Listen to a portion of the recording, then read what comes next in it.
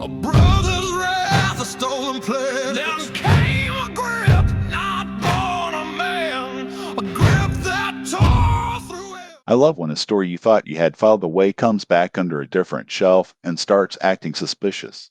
RotZ-1.txt is doing that for me. Same story, but the collection frame changes, the emotional lighting. I am choosing to enjoy the phrase emotional lighting. It is interpretation, but useful. The fact is that the story appears in the collection structure. The interesting part is what that does to us as readers. And whether it helps us notice something that was already there. Or tempts us to add something that is not there. That is the table spark. The shelf changes the question, but maybe not the facts. It is almost like the story has not changed, but the room around it has. That is a very book club feeling. The furniture moved, and now everyone is pretending it was always there. The furniture metaphor is interpretive. The collection membership is the factual part. We dance around the cross where the lamb was slain. This beat ain't just for fun, it's how we bear. What I do not want is a list. Lists are useful, but they are not the conversation. I feel mildly attacked and fully seen. For RotZ-1.txt, the better move is asking what gets louder in this frame. Yes. Is the story suddenly more about a role, a symbol, a kind of loss, a kind of repetition? Those are readings.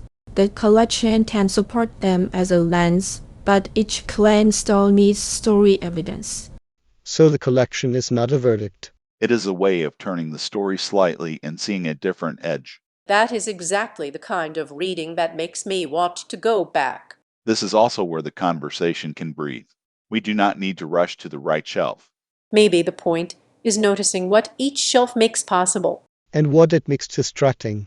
Both are readings, useful if kept labeled.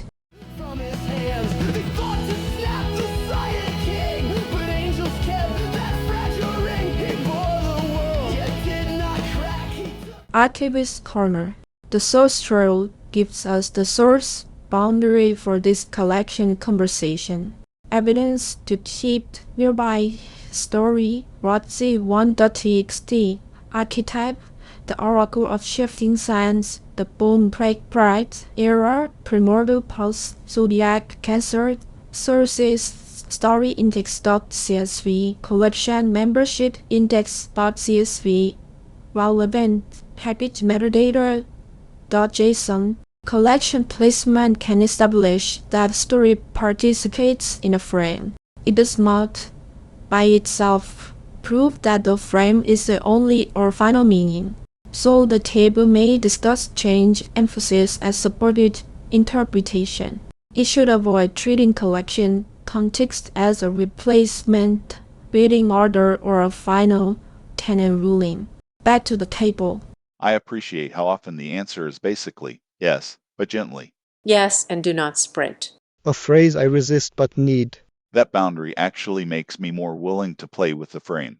Because the floor is there. The shelf has a floor. Please do not extend the metaphor beyond its load capacity. Mariah held the weight of prophecy and heaven's fate. I can imagine two readers here. One says the collection frame reveals what the story has always been doing. And another says, careful, the frame is useful, but the story still has its own emotional center. I like both, which is becoming a pattern for me. Both are permissible as readings if they stay attached to evidence. With RotZ-1.txt, I think the tension is whether the shelf clarifies the story or just makes one part of it louder. Maybe louder is enough. Not final, not total, just louder. That is a humane amount of collection theory. Put that on the mug. I like when two readings can both be fair without becoming mushy. Fair does not mean identical. It means we know what each reading is using as evidence. And what each reading is leaving open.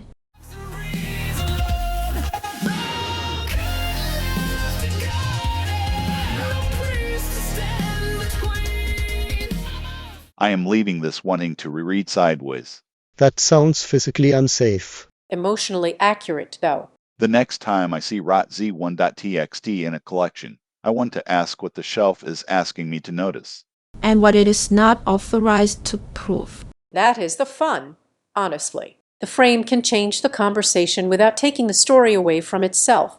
Same story, new angle, no final answer. Which is exactly where a book club should leave it. I want the listener to finish by wanting to pull the story down again. Not because they missed it the first time. Because the shelf asked a new question. That is acceptable as a reading.